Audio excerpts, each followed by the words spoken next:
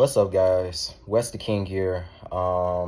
This is my video and take on how does the signing of Lionel Messi, aka the GOAT, to Inter Miami to MLS. How does this affect the league as a whole with MLS? What does this does? What does this do really for the MLS and pretty much the sport in America? Um, like right off the jump, this changes things. This changes things exponentially. Like this is on the level of when David Beckham first came to LA Galaxy back in 2007, leaving Real Madrid in his prime, or in the moment where he was still at the top of his game, and him coming to the MLS, him coming to LA Galaxy, and he came to a league where the league was kind of at a stalemate. Wasn't very good talent. Was the infrastructure was still hit or miss. Not a whole lot of training facilities. I think a lot of play. I think a lot of teams were still flying regular plane flights. There was no luxury plane flights and things of that nature. And his appointment to LA Galaxy changed everything. The red carpet was pretty much put out for him. He really changed some things about how players are treated within the league. And he really grew what a professional league is supposed to look like in the MLS. And the owners finally came to and actually started listening to what David Beckham had to say and what his thoughts were about how the league was at the time. So when David Beckham came, people called his era MLS 2.0. I think now you can, with Messi being signed, you can probably say this is MLS 3.0. I feel like for a moment we've been at MLS 2.5. The last 14, 15, 18 years. Ever since David Beckham came to LA Galaxy, he spent like 6 or 7 years with the LA Galaxy. Won an MLS, I think multiple MLS Cups. I think U.S. Opens as well. Very much had success. Didn't have a lot of success when it came to CONCACAF Champions League, but that's a whole nother story. But definitely had success and definitely left a mark that led us into a new, era. And I feel like with Messi being signed to Inter Miami, this changes things for MLS. This changes things, and this pushes MLS to go into what I now want to call MLS 3.0. And that comes down to the salary cap. Right now, MLS is one of the few leagues around world football, world soccer, whatever you want to call it, who have a salary cap within their league to create parity amongst every single team that's within the league. To me, I feel like this is the best way to go forward when it comes to how you structure your league within this sport. I feel like it's fair. I feel like it leads to more fans being more engaged with every club because American fans are different from how European fans are. European fans, the club was kind of created through their past family, and they have family back ties to the club and things of that nature that goes back generations. So it's a different type of support when it comes to European support compared to American support when it comes to how we like to support our teams. And, if your team, if your team is not playing well and you tell them that, oh, there's no salary cap and just the teams with the most money win all the time, pretty much, American fans are just not going to there's no point in looking at the team. There's no point in even supporting the team if there's never even a chance for them to win a cup. Now, you could say over in Europe, yes, there's a chance that your club, if it's a lower tiered club, has a chance of winning anything big. You could say, yeah, there is technically a chance, but it's very, very, very low. It's like 1%. I think, remember when Leicester won the Premier League, it was it was a very low percentage of what people were giving them at the beginning of the season, saying they're going to have a chance of winning the league. Nobody knew what was going to happen that year, and they just ended up winning. And that's really just a 1 out of million chance of that happening, especially now in modern days when it comes to modern money, with how you got clubs like Man City, PSG, Real Madrid, Barcelona, Bayern Munich, Juventus, Inter Milan, AC Milan. You got clubs like that who are just able to spend crazy money. And not even all the Italian teams anymore, but they're still up in the upper echelon of spending when it comes to what players to go after. And you see that more likely in more of the Premier League, where it's becoming more of just one club winning the league title every year. And that's just not going to fly when it comes to how American sport teams. A lot of those teams in the Premier League, especially on the lower tier, they're just, they're going to still support the team no matter what, because it's just a different way of supporting. In America, that's just not going to fly. And a lot of those fans from England or in Europe in general, they're just even though they know their team doesn't really have an actual realistic chance of ever lifting up a Premier League title, like a Premier League trophy, they still going to support the hell out of the club until the ends of earth. And in America, it's just not going to fly. If our team doesn't have a chance of winning, there's nobody's finna spend their money on a ticket. It just is how it is. And I'm actually I'm okay with that, because it's the truth. I wouldn't waste my money for a team that's just it's going to be what they're going to be. It's just it's something that just with Americans that we just don't do. So for the MLS, they created a salary cap league, almost like Australia. I think the Australian A League has the same thing. I think the Chinese Super League added a salary cap as well, because the spending even in China when they tried just got too crazy, and it just wasn't very profitable, especially from the location they were in. So so at the end of this all, what point is saying, right now MLS has a salary cap, right? The addition of Messi changes things, because remember, to even technically get him on Inter Miami, the MLS had to kind of disobey the rules they have on salary cap to get him signed. And of course, every single MLS team is completely okay with that, because of the draw factor of Messi signing is just the league in the whole. This benefits every single team in the league. This, even though he's only going to be, of course, playing for one team, it benefits every single team in the league. It ups ticket prices, it ups viewership when it comes to the TV, especially with Apple TV, with the Apple TV deal. It ups everything. So here's what's pretty much what's going to go down. Jorge Mas, one of the owners of Inter Miami, he now has all the ammunition. He's been pulling for years, saying that he wants the MLS to up the salary cap significantly, not to just a little bit, not just like 5 or 10%. He wants a real big increase on the spending of what players we can finally go after, because right now, we're at, I think the salary cap is like 15 or 18 or 20, like 20 some maybe mil, and that may be kind of over the scale of what that is.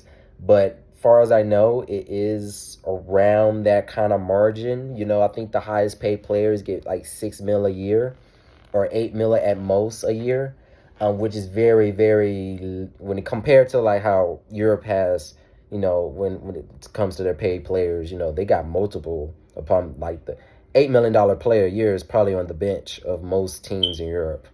That's just that tells you the scale. So Jorge Mas, he really has been advocating for higher salary cap, or at least more DPs. Now DPs are designated players when it comes to MLS.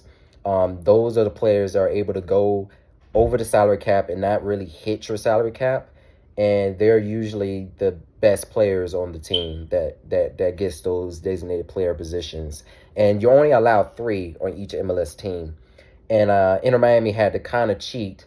And, I think Messi will be, of course, a designated player, but I feel like they had to kind of cheat, and they're probably going to have to switch around some contracts and rule sets.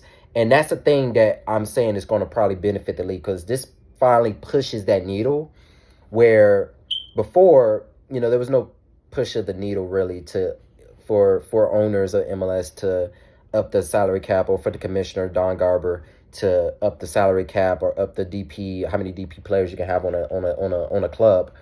But now that the signing of Messi, this changed things, because now Inter Miami is bottom of the league. They're bottom of the league. Somehow they did make They are in the semifinal of the U.S. Open Cup. U.S. Open Cup is our version of the FA Cup, if you may will. It's our oldest American soccer tournament in our history. It's been around since I think 1912 or no 1914. 1914. It's our oldest competition. It's actually one of the oldest football competitions in the world. So I think it's like third or second oldest. I think it's probably third or fourth oldest soccer or football tournament in the world. And sorry if I'm, the whole soccer football thing. I don't really care. I use either or. So, don't judge me too hard. I'm American, and I'm wholeheartedly American. I'm unapologetic about it. So, I like to call it soccer sometimes. Sometimes I call it football because, of course, it makes sense to be calling it football. So I do agree with you guys over in Europe. I do agree with that it's supposed to be called football. But, for my American fans that also look at this channel, kind of have to say soccer sometimes just to, put some American spin on it. But, so that's our oldest competition. And Inter Miami is in the semifinals for that. The next game for the semifinal will be August 23rd. Messi would definitely be by that time on the team playing. That would be very big. That would be pretty much his first chance at actually trying to get silverware for the club. But right now, when it comes to the league, Miami is on the very bottom of the table. We have a playoff system, so you have to make, I think, top 10 or top 8 in an Eastern Conference, in a Western Conference, to even think about getting to playoffs to go after the MLS Cup. So and I'm sure the MLS is just not going to allow Messi to be on a bad team. So what's going to probably come up next, now that they actually got the signature for Messi, is now they're probably going to have to change some of the roster rules to help the front office of Inter Miami get better quality players around Messi. Already what we're hearing is that a lot of his friends from Barcelona is thinking about coming over to the MLS and to play with him at Inter Miami. The Busquets of the world, I'm hearing Luis Suarez has a buyout clause in his contract to let him go so he can possibly leave and go to Inter Miami in the MLS. Crazy, crazy rumors right now. And if that is to so happen, they're going to have to change the rules, because then this becomes very unbalanced. And you literally, if they add all those players, Inter Miami would be pretty much the best team in the MLS overnight. And already with the addition of Messi, this puts them a little bit over the edge already. So they're going to have to do some rule changes, which is something that's going to probably be music to the ears to a lot of MLS fans. It's something that MLS fans been kind of calling for. Right now, we've been in the tug of war, or more of a one-sided, really, not even really a tug of war, with our competition against Mexican clubs in the Mexican league. And they've dominated the CONCACAF competitions for a majority of this last decade. And a lot of fans have now been calling for the MLS to up our salary cap and up our depth when it comes to our rosters, because Mexican size, they're able to spend whatever. They have no salary cap in that league, so they're able to have higher quality players, at least from the player pool that they have over here at CONCACAF wise. They're able to have higher quality players. So this pushes that needle. Messi coming to the MLS pushes that needle. It pushes a much needed needle to up the quality of players, to up the quality of the player pool. Now the MLS club is going to be able to go after now, because a lot of people think MLS clubs, they're not worth a whole lot of money. To get to buy a position within the MLS, to get a team, to create a team in MLS, it costs $500 million to get a spot in the MLS to have a team.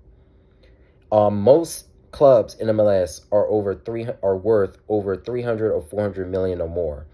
My Atlanta United are worth, I think, around, last time I checked, we're around 700 to 800 million is how much Atlanta United is worth. Inter Miami now is probably near that now as well. So, and that goes with all the other teams, even the smallest teams like Colorado Rapids or something like that, or San Jose Earthquakes. They're still worth over 300 million. So these teams have money, and the owners, every single owner within the MLS has a lot of money. A lot of them are billionaires. A lot of them have the money because of the salary cap. They're not out here buying $100 million players every every transfer window. So they're not losing money. They're mostly gaining money because of the profit margin, because there's a salary cap within this league. So they have the money.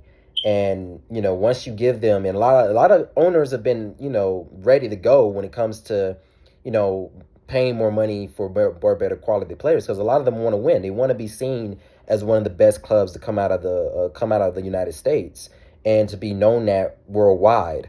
Atlanta United has become very known because of our Argentine and Hispanic influence with our players that we started off with when we became a club and we first got established in 2017. So, you know, this is big. Messi coming ups the echelon of where MLS can be now.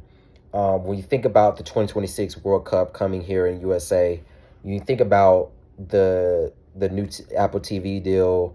You think about Messi and just the eyes he's going to have with the media and the overseas media coming to see how he's doing in MLS, and this just ups the echelon so much higher, and this really brings this brings MLS to that 3.0 era, like I was saying. It's crazy. It's crazy. And if we get that salary cap changed and we have a bigger salary cap to spend on better echelon of players, the sky is now the limit. MLS could be a very much a top 10, top 8 league in the world automatically if we just had the spending and and have that opportunity to be allowed to spend a good chunk of money. Not money that's like Premier League level European money, not crazy, still within the means of how the system works in MLS, but still enough to get quality product on the pitch, and that's what a lot of fans have been itching for. The DPs are great, 3 DPs are great. Those are usually bona fide stars in the MLS that they're going to give you something. They're going to be one of the better players, but it's not enough, especially when we're talking about international competition against the Mexican clubs, against the FIFA Club World Cup. Seattle didn't really stand a chance, playing against those type of teams because, the salary cap is just too low. The spending is just not on the level.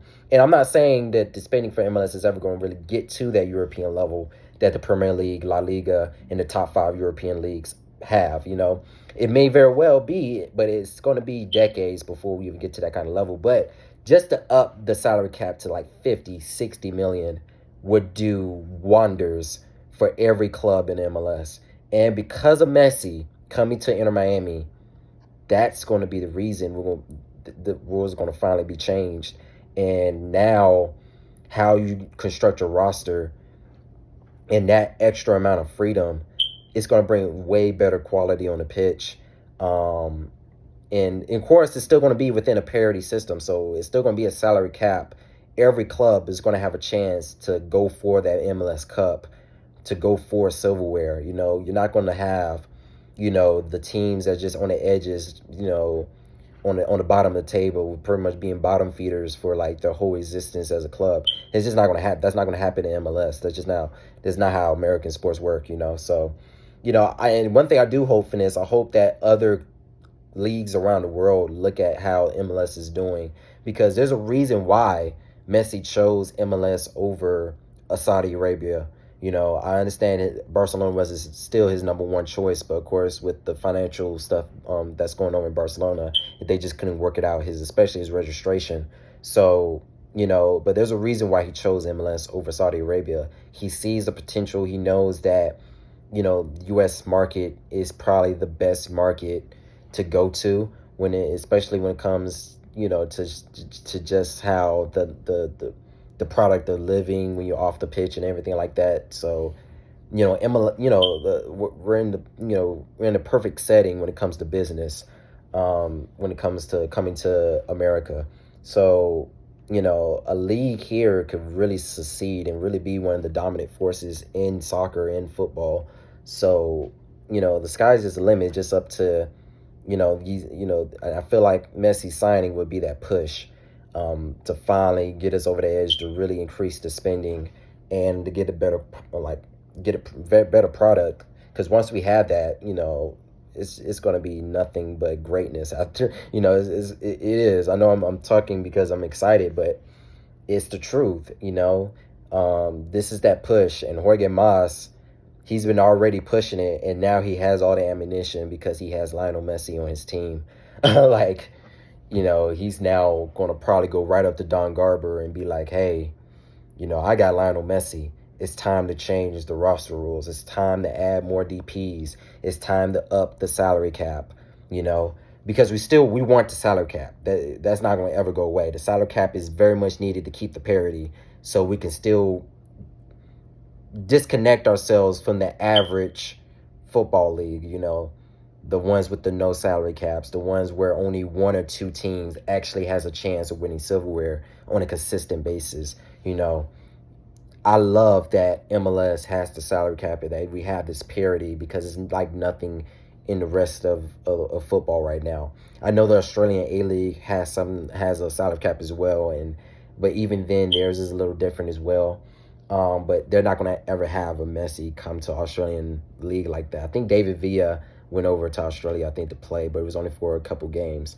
But they're not going to have the best player in the world come over to the league. No offense, but I love that they at least added a salary cap to bring some type of parity.